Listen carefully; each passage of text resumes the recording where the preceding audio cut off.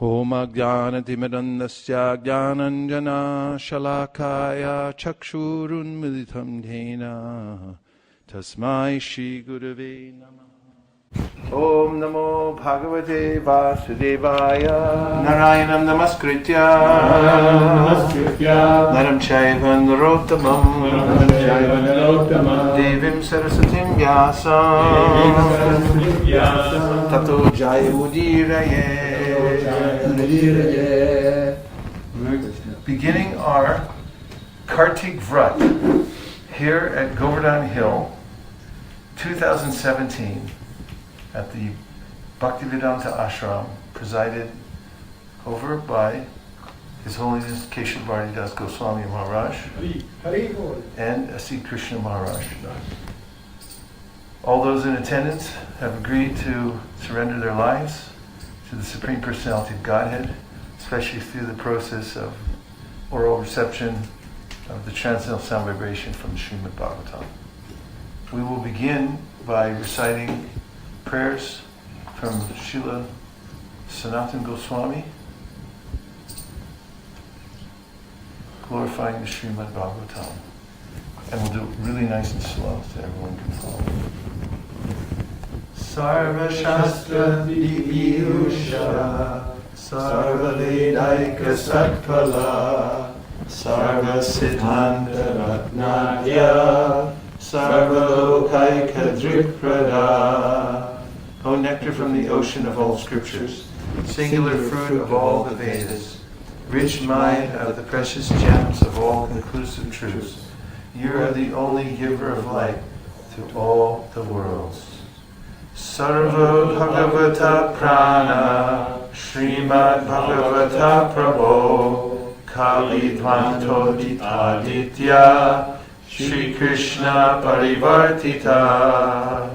O life air of all the Supreme Lord's devotees, O Master Srimad Bhagavatam, you are the sun risen in the darkness of Kali. You are the exact image of Shri Krishna. Paramananda Pataya Prema Varshya Sharayate Sarvada Sarvasevyaya Shri Krishnaya Namostude. I bow down to you who are supremely blissful to read. Your every syllable pours down a flood of prema. You can always be served by everyone. You are Shri Krishna himself.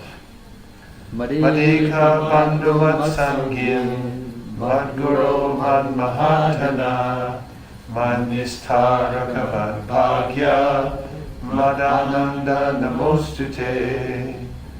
My only friend, my constant companion, my spiritual master, my great wealth, my savior, my good fortune, my source of ecstasy, I bow down to you. Sadhu sadhuta dayin adini chochatakara hana uncha kadachin mam premnarit kantayospura. O bestower of saintliness to the unsaintly, O exalter of the most fallen, please never leave me. Always appear in my heart and my voice with pure love. We're taking up with the Srimad Bhagavatam, Canto 3, starting with the preface.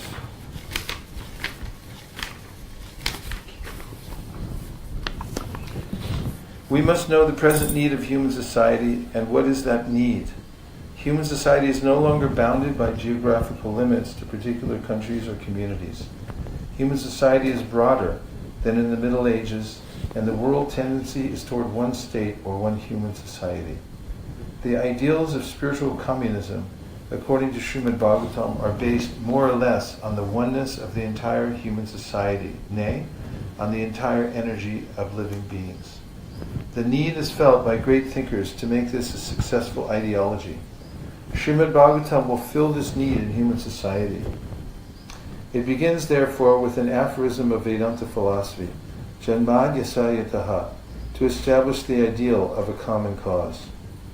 Human society, at the present moment, is not in the darkness of oblivion.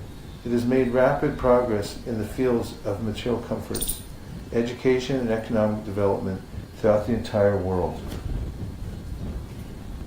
But there is a pinprick somewhere in the social body at large, and therefore there are large-scale quarrels, even over less important issues. There is need of a clue as to how humanity can become one in peace, friendship, and prosperity with a common cause. Srimad Bhagavatam will fill this need, for it is a cultural presentation for the re-spiritualization of the entire human society. Srimad Bhagavatam should be introduced also in the schools and colleges, for it is recommended by the great student devotee, Prahlad Maharaj, in order to change the demoniac face of society. Komara acharet pragno dharman bhagavataniha dhulabham manusham janma tarapya dhruvamartadam. Disparity in human society is due to lack of principles in a godless civilization. There is God, or the Almighty One, from whom everything emanates, by whom everything is maintained, and in whom everything is merged to rest. Material science has tried to find the ultimate source of creation very insufficiently, but it is a fact that there is one ultimate source of everything that be. This ultimate source is explained rationally and authoritatively in the beautiful Bhagavatam, or Srimad Bhagavatam. Use that sense.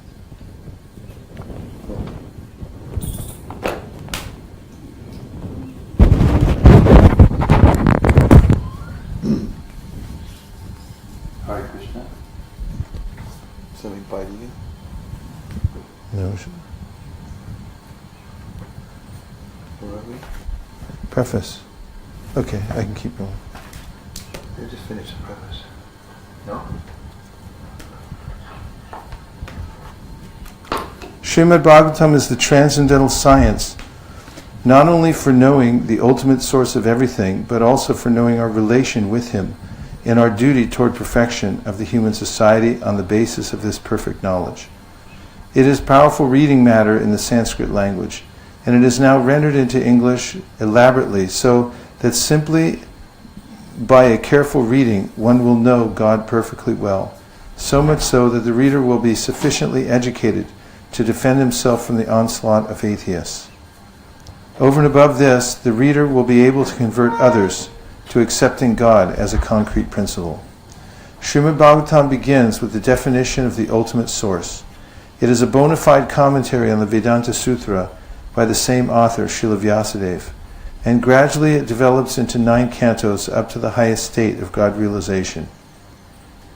The only qualification one needs to study this great book of transcendental knowledge is to proceed step by step cautiously and not jump forward haphazardly as with an ordinary book. It should be gone through chapter by chapter, one after another. The reading matter is so arranged with the original Sanskrit text, its English transliteration, synonyms, translation, and purports, so that one is sure to become a God-realized soul at the end of finishing the first 9 cantos. The 10th canto is distinct from the first 9 cantos because it deals directly with the transcendental activities of the personality of God as Sri Krishna. One will be unable to capture the effects of the 10th canto without going through the first 9 cantos. The book is complete in 12 cantos, each independent, but it is good for all to read them in small installments, one after another. I must admit my frailties in presenting Srimad Bhagavatam, but still I am hopeful of its good reception by the thinkers and leaders of society on the strength of the following statement of Srimad Bhagavatam 1.5.11. Tadvag visargo janatagha viplavo yasmin prati shlokam apadyavatyapi namanyanantasye shankitani yat shinvanti gayanti grananti sadhava. On the other hand, that literature which is full of descriptions of the transcendental glories of the name, fame, form, and pastimes of the unlimited Supreme Lord, is a transcendental creation meant for bringing about a revolution in the impious life of a misdirected civilization. Such transcendental literature, even though irregularly composed, is heard, sung, and accepted by purified men who are thoroughly honest. Om Tat Sat, A.C. Bhaktivedanta Swami.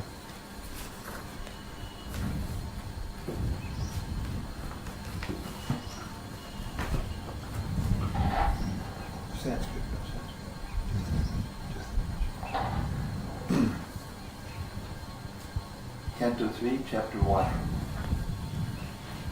Text 1.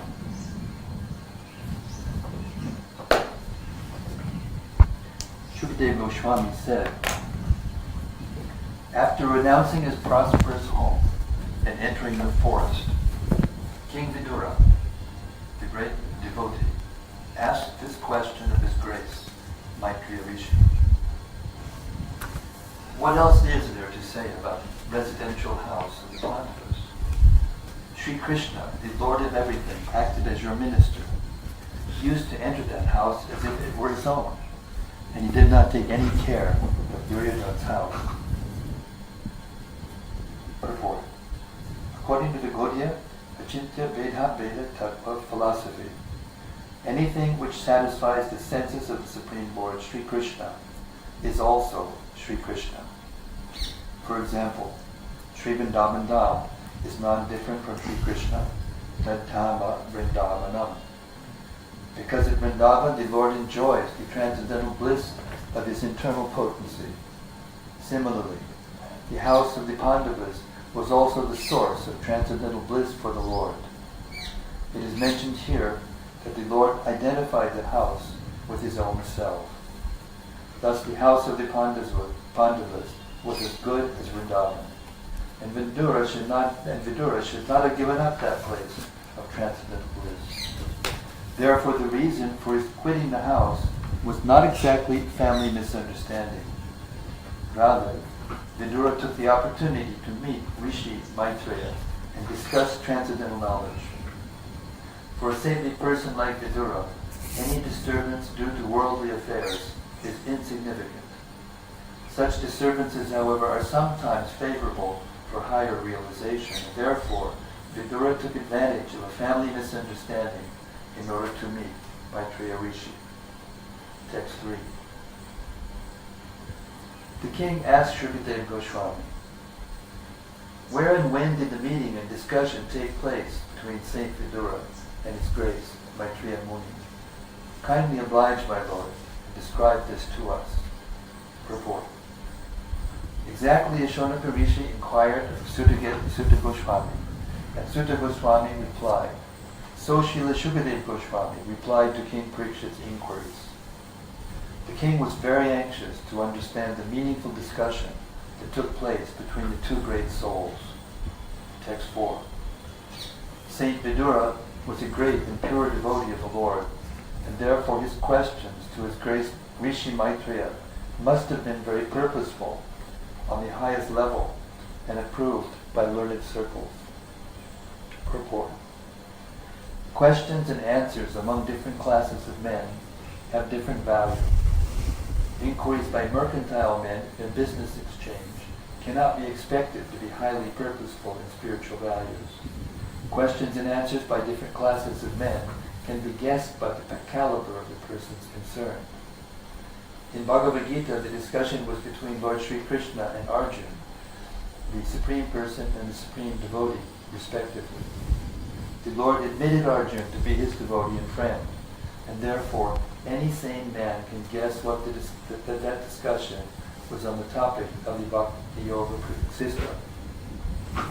Actually, the whole Bhagavad Gita is based on the principle of Bhakti Yoga. There is a difference between karma and karma yoga. Karma is regulated action for the enjoyment of the fruit by the performer. But karma yoga is action performed by the devotee for the satisfaction of the Lord.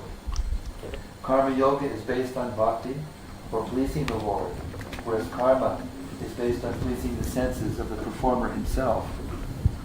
According to Srimad Bhagavatam, one is advised to approach a bona fide spiritual master when one is actually inclined to question from an elevated level of spiritual understanding.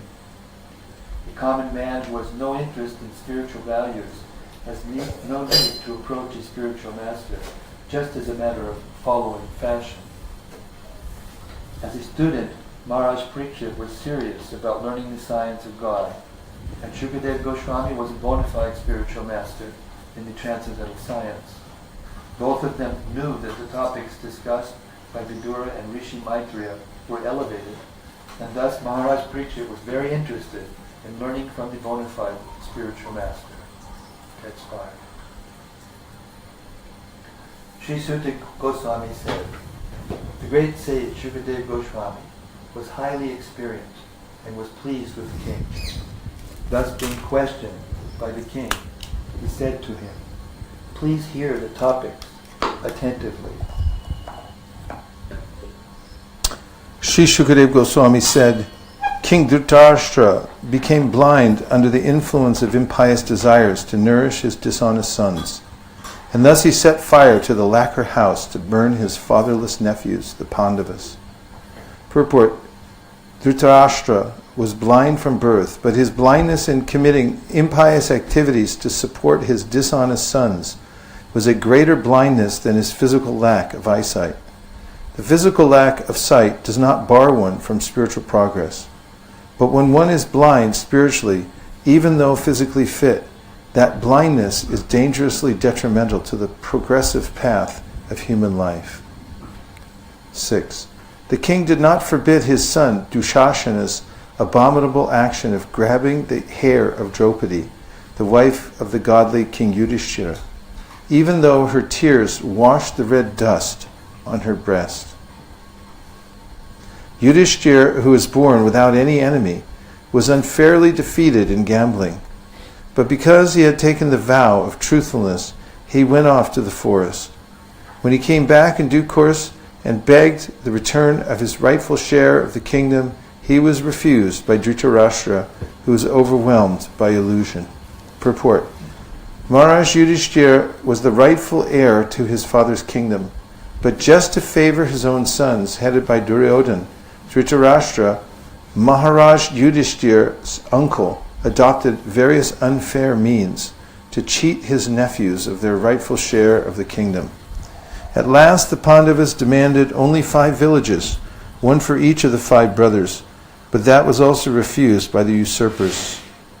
This incident led to the war of Kurukshetra.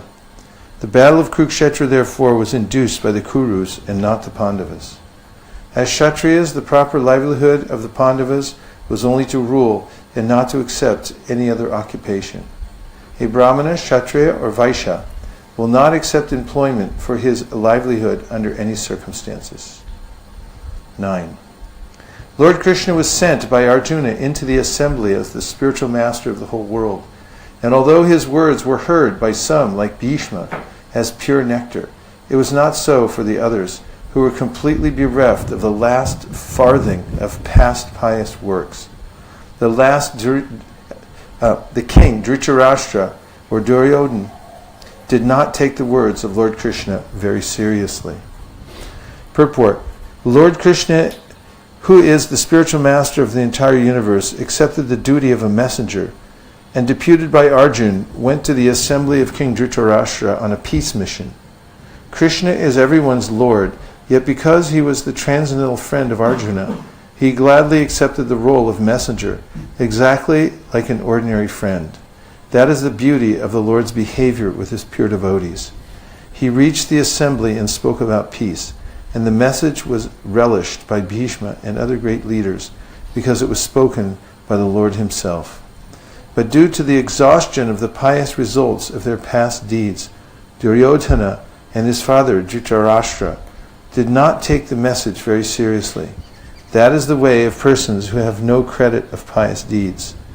By past pious deeds one may become the king of a country, but because the results of the pious acts of Duryodhana and company were dwindling, it became evident from their actions that they were sure to lose the kingdom to the Pandavas. The message of Godhead is always like nectar to the devotees, but it is just the opposite to the non-devotees. Sugar candy is always sweet to a healthy man, but it tastes very bitter to persons suffering from jaundice. 9. 10. When Vidura was invited by his elder brother, Dhritarashtra, for consultation, he entered the house and gave instructions which were exactly to the point. His advice is well known, and instructions by Vidura are approved by expert ministers of state. Purport: political suggestions by Vidura are known as expert, just as in modern times Pandit Chanakya He is considered the authority and good counsel in both politics and moral instructions. Text 11. Vidura said, "You must now return the legitimate share to Yudhishthira, who has no enemies and who has been forbearing through untold sufferings due to your offenses. He is waiting with his younger brothers, among whom is the revengeful Bhima, breathing heavily like a snake. Surely you are afraid of him." Text 12. Lord Krishna, the personality of Godhead, has accepted the sons of Pritha as his kinsmen, and all the kings of the world are with Lord Sri Krishna. He is present in his home with all his family members, the kings and princes of the Yadu dynasty, who have conquered an unlimited number of rulers, and he is their lord. Purport. Vidura gave Dhritarashtra very good advice regarding the political alliance of Pandavas. The first thing he said, Lord Krishna was because Lord Krishna is the Supreme Personality of Godhead, he is worshipable by all Brahmanas and demigods, who are the controllers of the universal affairs. Besides that, Lord Krishna and his family members, the royal order of the Yadu dynasty, were the conquerors of all kings of the world. The Kshatriyas used to fight the kings of various dominions and kidnap their beautiful princess daughters after conquering their relatives. This system was laudable because the Kshatriyas and the princesses would be married only on the basis of the chivalry of the conquering Kshatriyas. All the young princes of the Yadu dynasty married the daughters of other kings in this way by chivalrous force, and thus they were conquerors of all the kings of the world. Vidura wanted to impress upon his elder brother that fighting with the Pandavas was fraught with many dangers because they were supported by Lord Krishna, who had conquered, even in his childhood, demons like Kamsa, Jarasandha, and demigods like Brahma and Indra. Therefore, all universal power was behind the Pandavas. 13. You are maintaining offense personified, Duryodhana, as your infallible son. But he is envious of Lord Krishna, and because you are thus maintaining a non-devotee of Krishna, you are devoid of all auspicious qualities. Relieve yourself of this ill fortune as soon as possible, and do good to the whole family. Purport. A good son is called apatya, one who does not allow his father to fall down. The son can protect the father's soul when the father is dead by offering sacrifices to please the Supreme Lord Vishnu. This system is still prevalent in India. After the death of his father, a son goes to offer sacrifices at the lotus feet of Vishnu at Gaya, and thus delivers the father's soul if the father has fallen. But if the son is already an enemy of Vishnu, how in such an inimical mood can he offer sacrifice unto Lord Vishnu's lotus feet? Lord Krishna is directly the personality of Godhead, Vishnu, and Duryodhana was inimical to him. He would therefore be unable to protect his father, Dhritarashtra, after his death. He himself was to fall down because of his faithlessness towards Vishnu. How then could he protect his father? Vidura advised Dhritarashtra to get rid of such an unworthy son as Duryodhana as soon as possible, if he was at all anxious to see to the good of his family. According to the moral instructions of Chanakya Pandit, what is the use of a son who is neither a learned man nor a devotee of the Lord? If a son is not a devotee of the Supreme Lord, he is just like blind eyes, a source of trouble. A physician may sometimes advise the extrication of such useless eyes from their sockets, so that one can be relieved of the constant trouble. Duryodhana was exactly like blind, troubling eyes. He would be a source of great trouble to the family of Dhritarashtra, as foreseen by Vidura. Vidura therefore rightly advised his eldest brother to get rid of this source of trouble. Dhritarashtra was wrongly maintaining such personified offense under the mistaken impression that Duryodhana was a good son, able to liberate his father. Text 14. While speaking thus, Vidura, whose personal character was esteemed by respectable persons, was insulted by Duryodhana, who was swollen with anger and whose lips were trembling. Duryodhana was in company with Karna, his younger brothers, and his maternal uncle, Shakuni. Purport. It is said that giving good counsel to a foolish person causes the fool to become angry, and just as feeding milk to a snake only increases its venomous poison. Saint Vidura was so honorable that his character was looked up to by all respectable persons. But Duryodhana was so foolish that he dared to insult Vidura. This was due to his bad association with Shakuni, his maternal uncle, as well as with his friend Karna, who always encouraged Duryodhana in his nefarious acts. Text 15. Who asked him to come here, this son of a kept mistress? He is so crooked that he spies in the interest of the enemy against those on whose support he has grown up. Toss him out of the palace immediately, and leave him with only his breath. Purport. When getting married, the Kshatriya kings would take on several other youthful girls along with the married princesses. These girl attendants of the king were known as dasis, or attendant mistresses. By intimate association with the king, the dasis would get sons. Such sons were called dasiputras. They had no claim to a royal position, but they would get maintenance and other facilities just like princes. Vidura was the son of such a dasi, and he was thus not counted amongst the Kshatriyas. King Dhritarashtra was very affectionate toward his younger Dasiputra brother, Vidura, and Vidura was a great friend and philosophical advisor to Dhritarashtra. Duryodhana knew very well that Vidura was a great soul and well-wisher, but unfortunately he used strong words to hurt his innocent uncle.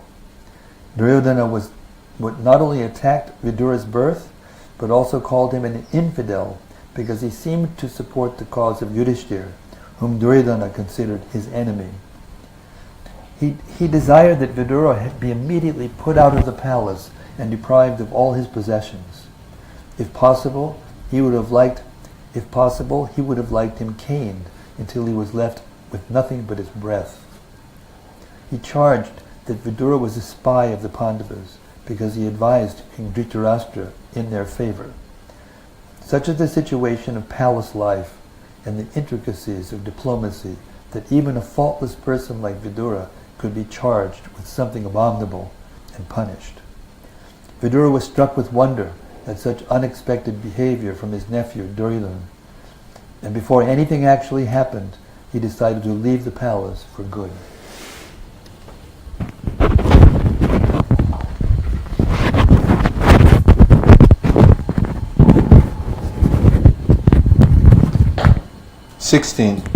Thus being pierced by arrows through his ears and afflicted to the core of his heart, Vidura placed his bow on the door and quit his brother's palace. He was not sorry, for he considered the acts of the external energy to be supreme. Purport. A pure devotee of the Lord is never perturbed by an awkward position created by the external energy of the Lord. In Bhagavad Gita 3.27 it is stated, Prakrite kriyamanani gunai karmani sarvashaha ahankara vimutatma kartaham iti manyate. A conditioned soul is absorbed in material existence under the influence of different modes of external energy. Absorbed in the false ego, he thinks that he is doing everything by himself. The external energy of the Lord, the material nature, is fully under the control of the Supreme Lord, and the conditioned soul is fully under the grip of the external energy. Therefore, the conditioned soul is fully under the control of the law of the Lord. But, due to illusion only, he thinks himself independent in his activities. Duryodhana was acting under such influence of the external nature, by which he would be vanquished at the ultimate end. He could not accept the sound advice of Vidura, but on the contrary, he insulted that great soul, who was the well-wisher of his whole family. Vidura could understand this because he was a pure devotee of the Lord. In spite of being very strongly insulted by Duryodhana's words, Vidura could see that Duryodhana, under the influence of Maya, the external energy, was making progress on the path toward his own ruination. He therefore considered the acts of the external energy to be supreme, yet he also saw how the internal energy of the Lord helped him in that particular situation. A devotee is always in a renounced temperament because the world attractions can never satisfy him. Vidura was never attracted by the royal palace of his brother. He was always ready to leave the place and devote himself completely to the transcendent loving service of the Lord. Now he got the opportunity by the grace of Duryodhana, and instead of being sorry at the strong words of insult, he thanked him from within because it gave him the chance to live alone in a holy place and fully engage in the devotional service of the Lord. The word gata vyata, without being sorry, is significant here because Vidura was relieved from the tribulations which trouble every man entangled in material activities. He therefore thought that there was no need to defend his brother with his bow because his brother was meant for ruination. Thus he left the palace before Duryodhana could act. Maya, the supreme energy of the Lord, acted here both internally and externally. 7. By his piety, Vidura achieved the advantages of the pious Kauravas. After leaving Hastinapura, he took shelter of many places of pilgrimages, which are at the Lord's lotus feet. With a desire to gain a high order of pious life, he traveled to holy places where thousands of transcendental forms of the Lord are situated. Purport: Vidura was undoubtedly a highly elevated and pious soul. Otherwise, he would not have taken his birth in the Kaurava family. To have high parentage, to possess wealth, to be highly learned, and to have great personal beauty are all due to past pious acts. But such pious possessions are not sufficient for obtaining the grace of the Lord and being engaged in his transcendental loving service. Vidura considered himself less pious, and therefore he decided to travel to all the great places of pilgrimage in the world in order to achieve greater piety and advance nearer to the Lord. At that time, Lord Krishna was personally present in the world, and Vidura could have at once approached him directly, but he did not do so because he was not sufficiently freed from sin. One cannot be 100% devoted to the Lord unless and until he is completely free from all effects of sin. Vidura was conscious that by association of the diplomatic Dhritarashtra and Duryodhana, he had lost his piety and was therefore not fit to associate at once with the Lord. In Bhagavad Gita 7.28, this verse confirms. This is confirmed in the following verse: Yesham tvantakatam papam jananam punya karmanam te dvandva mohaniya mukta bhajante mam dhridavrataha. Persons who are sinful asuras like Kamsa and Jarasandha cannot think of Lord Krishna as the Supreme Personality of Godhead, the Absolute Truth. Only those who are pure devotees, those who follow the regulative principles of religious life as prescribed in the scriptures, are able to engage themselves in karma yoga and then jnana yoga, and thereafter by pure meditation can understand pure consciousness. When God consciousness is developed, one can take advantage of the association of pure devotees. Syan mahatsevaya vipra punya tirtana shevana. One is able to associate with the Lord even during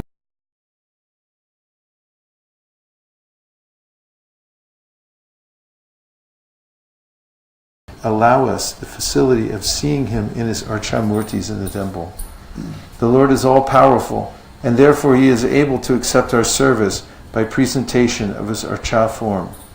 No one, therefore, should foolishly think the archa in the temple to be an idol. Such an archamurti is not an idol, but the Lord himself, and to the proportion to which one is free from sins, he is able to know the significance of the archamurti. The guidance of the pure devotee is therefore always required. In the land of Bharatvarsha, there are many hundreds and thousands of places of pilgrimage distributed all over the country, and by traditional practice the common man visits such holy places during all seasons of the year. Some of the Archa representations of the Lord situated in different places of pilgrimage are mentioned herewith. The Lord is present at Mathura, the birthplace of Lord Krishna, as Adikeshava. The Lord is present at Puri, Orissa, as Lord Jagannath, also known as Purushottam. He is present at Allahabad, Prayag, as Bindu Madhava. At Mandra Hill, he is present as Madhusudana. In the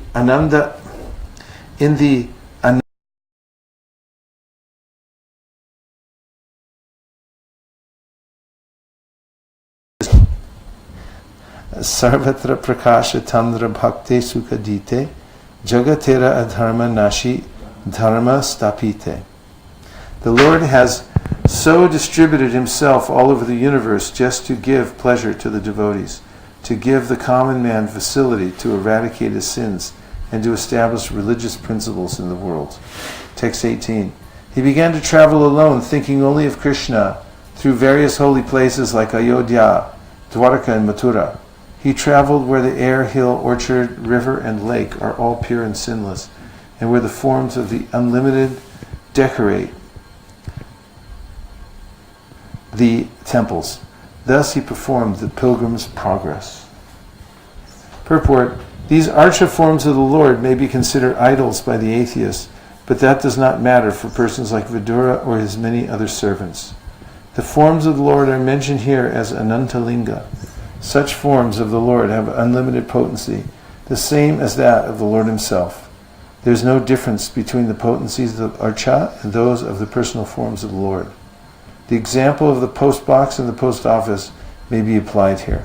The little post boxes distributed all over the city have the same potency as the postal system in general. The duty of the post office is to carry letters from one place to another.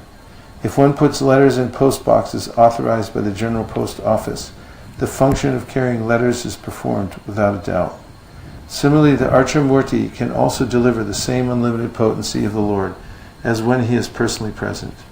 Vidura therefore could see nothing but Krishna in the different archa forms, and ultimately he was able to realize Krishna alone and nothing else. 19. While so traversing the earth, he simply performed duties to please the Supreme Lord Hari. His occupation was pure and independent. He was constantly sanctified by his taking bath in holy places, although he was in the dress of a mendicant and had no hairdressing nor a bed on which to lie. Thus, he was always unseen by his various relatives. Purport: the first and foremost duty of a pilgrim is to satisfy the Supreme Lord Hari. While traveling as a pilgrim, one should not be worried about pleasing society. There is no need to depend on social formalities or occupation or dress. One should remain always absorbed in the function of pleasing the Lord. Thus, sanctified by thought and action, one is able to realize the Supreme Lord by the process of a pilgrim's journey. So poetical. I wonder if there's any comments before we go into the next set of 10. Oh, I haven't done, I have one more to go, huh? Okay. Thus, 20. Thus, when he was in the land of Bharatavarsha, traveling to all the places of pilgrimage, he visited Prabhashetra.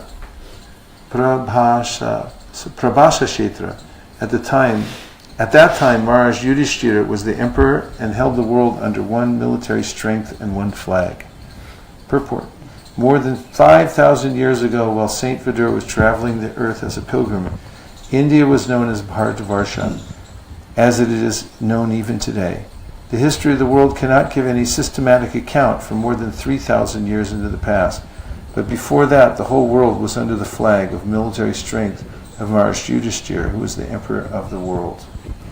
At present there are hundreds and thousands of flags flapping in the United Nations, but during the time of Vidura there was, by the grace of Ajita, Lord Krishna, only one flag. The nations of the world are very eager to again have one state under one flag, but for this they must seek the favor of Lord Krishna, who alone can help us become one worldwide nation. reflections. Yes, I quite liked 19. 19. Yeah, because here Srila Prabhupada is speaking about social formalities, society. Like when I was coming here, I have relatives in Delhi. I didn't even tell them that I'm coming. They're watching on the internet now. So this is nice. I was thinking it's a little bit on the same lines, and that was how nasty Duryodhana was. You know, it's described that he was so envious that he couldn't tolerate to have anything over his head, even the signs of the royal, insignias, the umbrella and the jam. He couldn't stand to have anything over his head. And the other thing was that a person like that, when he's given good advice, he just gets angry. So, maybe you can tell a little bit about the nature of a person if you give him good advice and he gets angry. I also like to point how Vidura, he wanted to do devotional service, but as soon as he saw an opening, he took it. And he externally didn't show it, but internally he was very thankful that happened. Yeah, and how he laid his bow at the doorway, and then left. Yeah, those scenes when devotees break away. There's another one that I always appreciate, which is when Sanatana Goswami finally gets freed of the last coin of gold and tells Vishnu to go back, and then he's off on his own. Yeah. He knows and he has nothing left behind him. He feels joy in his heart. Yeah. I like the whole section a lot, but especially this point kind of struck me where Prabhupada is saying that Vidura wasn't sufficiently purified, so, he's a pure devotee, but by the power of bad association, he kind of temporarily got, what's the right English word? No, more like, compromised by the association of Duryodhana and Dhritarashtra and company, that even though he was a pure devotee, he momentarily was not capable of approaching the Supreme Lord directly and spending time with him, even though Krishna was right there. So he still had to... That's connected with how Bhishma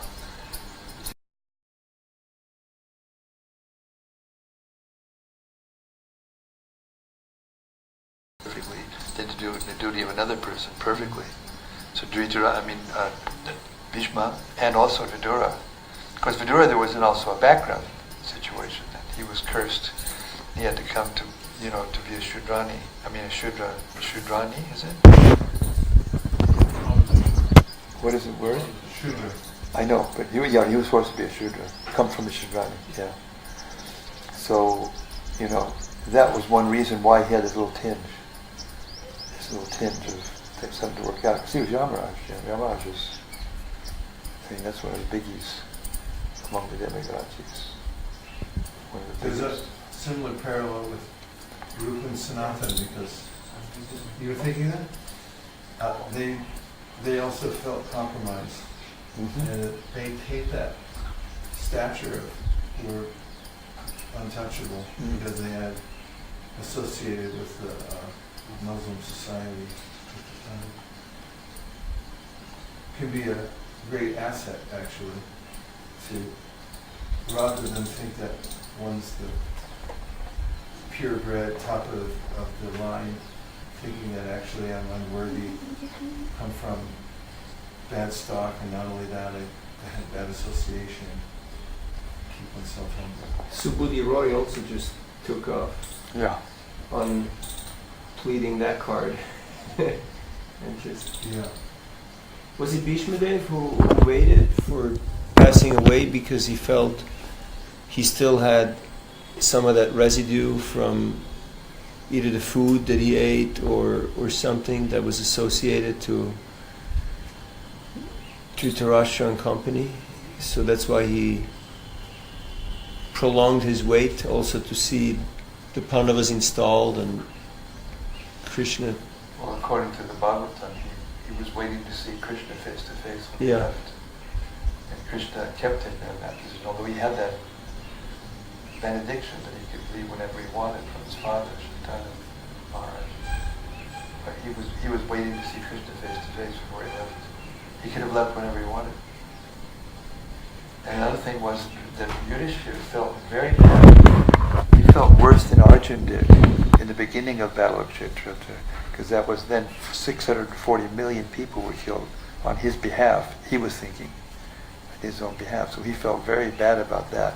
All those women, widowed, and the disturbance to the social order, and all the things that started to happen that weren't happening before in terms of bad births and all those things.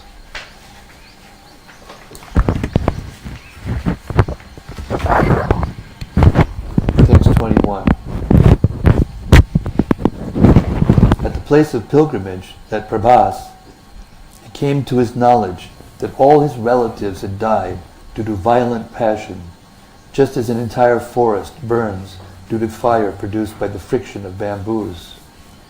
After this, he proceeded west, where the river Saraswati flows.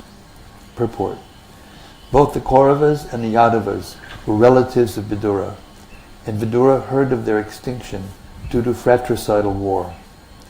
The comparison of the friction of forest bamboos to that of passionate human societies is appropriate. The whole world is compared to a forest. At any moment,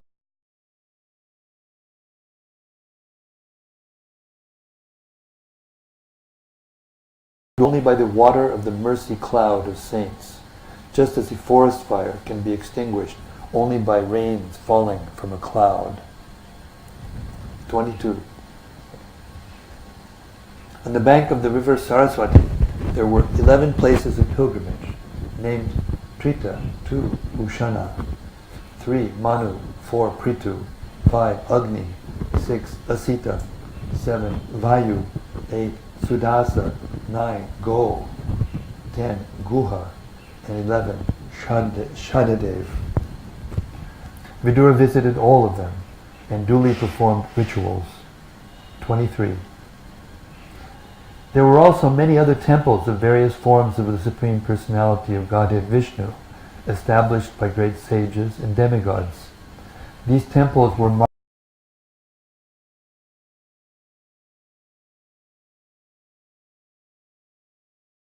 from the moon planet and upwards, were known as Devas. Both the Dvija Devas and the Devas always established temples of Lord Vishnu in his various forms, such as Govinda, Madhusudana, Nishinga, Madhava, Keshava, Narayana, Padmanabha, Parthasarthi, and many others. The Lord expands himself in innumerable forms. All of them are non-different from one another. Lord Vishnu has 4 hands, and each hand holds a particular item, either a conch shell, wheel, club, or lotus flower. Of these 4 emblems, the chakra, or wheel, is the chief. Lord Krishna, being the original Vishnu form, has only one emblem, namely the wheel, and therefore he is sometimes called Chakri. The Lord's chakra is the symbol of the power of which the Lord controls the whole manifestation. The tops of Vishnu temples are marked with the symbol of the wheel, so that people may have the chance to see the symbol from a very long distance and at once remember Lord Krishna. The purpose of building very high temples is to give people a chance to see them from a distant place. This system is carried on in India whenever a new temple is constructed, and it appears that it is coming down from a time before recorded history. The foolish propaganda by atheists that temples were constructed only in later days is refuted here, because Vidura visited these temples at least 5,000 years ago, and the temples of Vishnu were in existence long before Vidura visited them. The great sages and demigods never established statues of men or demigods, but they established temples of Vishnu for the benefit of common men, to raise them to the platform of God consciousness. Text 24. Thereafter, he passed through very wealthy provinces like Surat, Survira, and Matsya, and through western India, known as Kurujangala. At last he reached the bank of the Jamuna, where he happened to meet Uddhava, the great devotee of Lord Krishna. Purport. The tract of land comprising 100 square miles from modern Delhi to the Mathura district in Uttar Pradesh, including a portion of the Gurgaon district in eastern Punjab, is considered to be the topmost place for pilgrimage in all of India. This land is sacred because Lord Krishna traveled through it many times. From the very beginning of his appearance, he was in Mathura, in the house of his maternal uncle Kamsa, and he was reared by his foster father Maharaj Nanda at Vrindavan. There were still many devotees of the Lord lingering there in ecstasy in search of Krishna and his childhood associates, the gopis. It is not that such devotees meet Krishna face to face in that tract of land, but a devotee's eagerly searching after Krishna is as good as his seeing him personally. How this is so cannot be explained, but it is factually realized by those who are pure devotees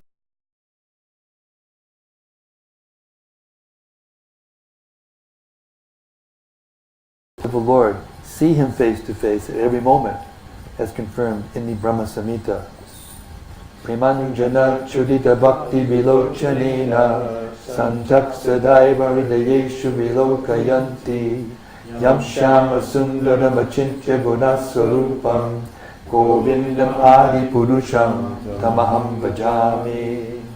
Those who are in ecstasy of love with the Supreme Personality of Godhead, Lord Shyamasundar, Krishna, see him always in their hearts due to love and devotional service rendered to the Lord. Both Vidura and Uddhava were such elevated devotees, and therefore they both came to the bank of the Jamuna and met each other. Text 25.